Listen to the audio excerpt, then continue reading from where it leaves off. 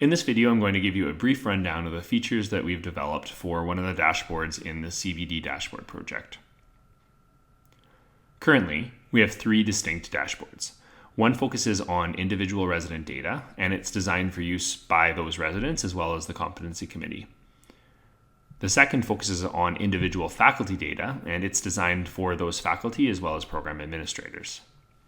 The final dashboard provides program evaluation data by amalgamating the assessments received by all of the residents in the program by rotation.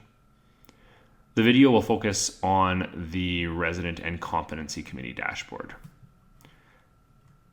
This dashboard provides the information that residents need to guide their learning and Competency Committee members need to make decisions regarding a resident's progress.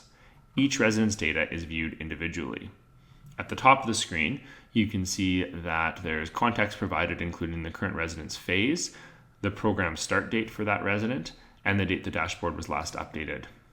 There's also a rotation schedule, which is helpful for context with the EPAs, and some acquisition metrics, such as the overall number of EPAs observed per week, the total of EPAs observed, and the EPA achievement ratio, which is the number of observations rated a 4 or 5 on the entrustment score, divided by the total number of observations that resident has received. Below that, you'll see the percentile scores for our National In-Training exam, and a quickly accessible graph of recently completed EPAs.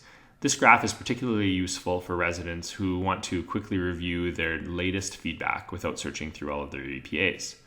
As with all graphs in the dashboard, if you mouse over each dot, the context for that EPA appears. That includes who observed it, what EPA was observed, when it was observed, where it was observed in terms of whether it was in a simulated or a clinical environment, and the why, or the justification with narrative comments of the score and feedback for the resident.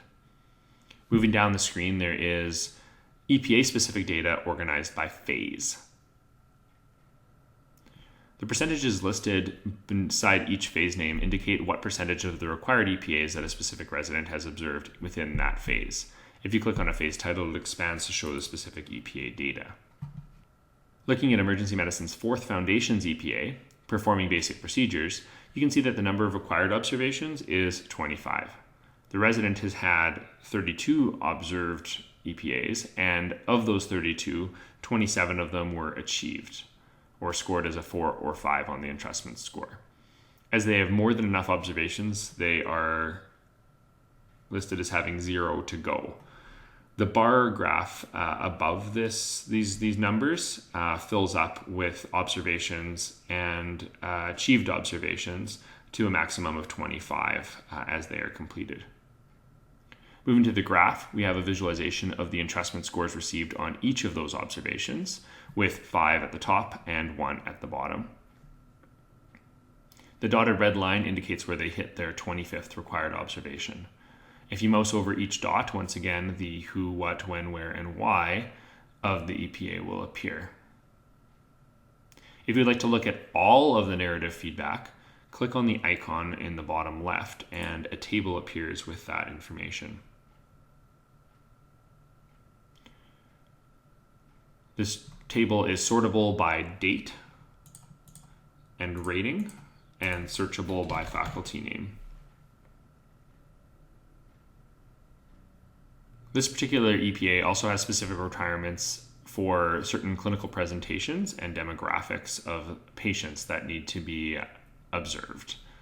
To see which have been completed, the other icon can be selected, and you will see immediately that some of the dots have turned red. Those indicate the EPAs that have been completed on adults as opposed to youth or children. Clinical presentations such as simple wound repair can also be selected.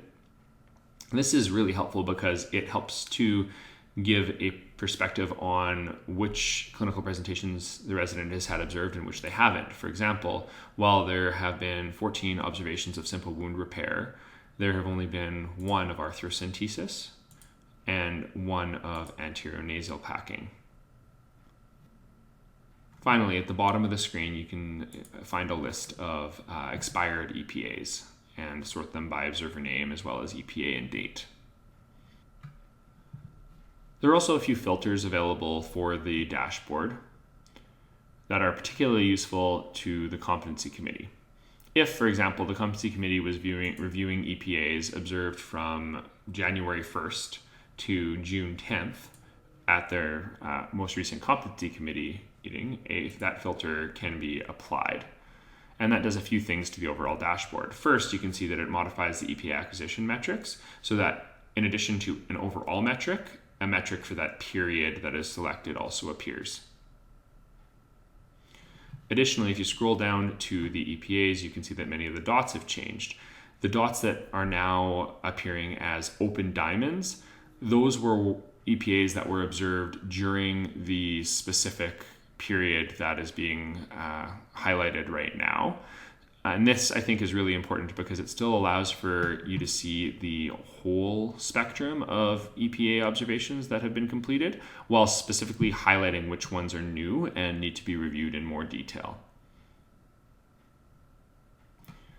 That's it for the Resident and Competency Committee dashboard. Videos on the faculty development and program evaluation dashboards will follow as they are further refined.